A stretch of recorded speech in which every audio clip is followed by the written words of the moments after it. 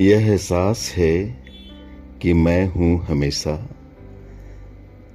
यह एहसास कि मैं हूं हमेशा तभी आता है जब तुम किसी चीज के विरुद्ध होते हो। जितना अधिक तुम प्रतिरोध और संघर्ष करते हो, तुम उतना ही अधिक यह अनुभव करोगे कि तुम अपने को परिभाषित कर रहे हो।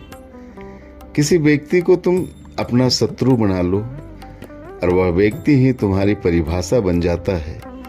किसी को मित्र की भांति अपनाओ और तुम्हारी सीमाएं फिर स्पष्ट नहीं होती है।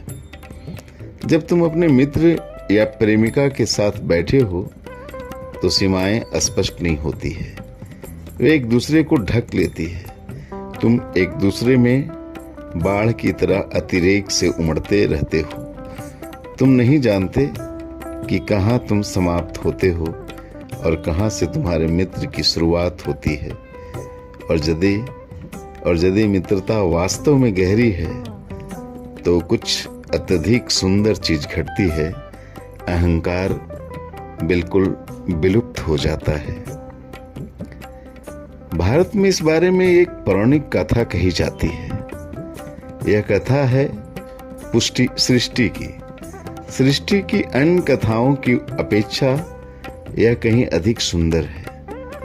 हिंदू कहते हैं परमात्मा अकेला था, लेकिन वास्तव में वह अकेला नहीं था, क्योंकि उसके एक ही शरीर में दो शरीर थे। वह स्त्री और पुरुष दोनों एक साथ था। वह एक गहरे प्रेमपूर्ण आलिंगन से आबद्ध था। यह कहना संभव न था कि कहाँ यह समाप्त होता है और कहाँ से उसकी प्रेमिका की शुरुआत होती है। पुरुष और स्त्री दोनों एक सुव्यवस्थित ब्रह्मांडीय आलिंगन में बद्ध, एक दूसरे में लीन परमानंद में डूबे हुए थे। इसी तरह अनंत काल गुजर गया और उसे अकेलेपन का अनुभव होने लगा। स्वाभाविक रूप से जब तुम्हारे पास अपनी कोई परिभाषा ना हो, तब उससे कोई फर्क नहीं पड़ता कि तुम दो एक साथ हो। तुम्हें अनुभव होता है जैसे मानो तुम अकेले हो। परमात्मा को अकेलेपन का अनुभव शुरू हुआ। वह उसके लिए बहुत बड़ा भार बन गया और उसने अलग हो जाने का निर्णय लिया। इसलिए गिरकर दो भाग में बट गया। अलग होकर गिरने के लिए संस्कृत में एक शब्द है पतु। इसी से हिंदी शब्द पतन बना है।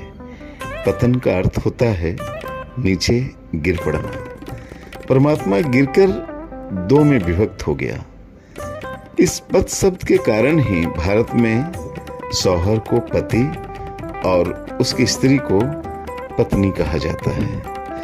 कथा कहती है कि वे तभी से पुनः एक दूसरे के पास पहुंचने का प्रयास कर रहे हैं, क्योंकि अब वे अलग अलग विखंडीकरण का अनुभव कर रहे हैं। इसलिए प्रेम में तीव्र कामना है दूसरे को पाने की और कुछ ऐसा खोज पाने की जिसके साथ फिर से एक हुआ जाए।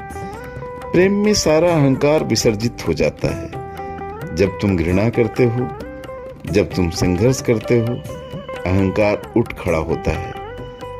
तुम कहीं मिल नहीं रहे हो, यहाँ एक दूरी है और ये दूरी रहेगी।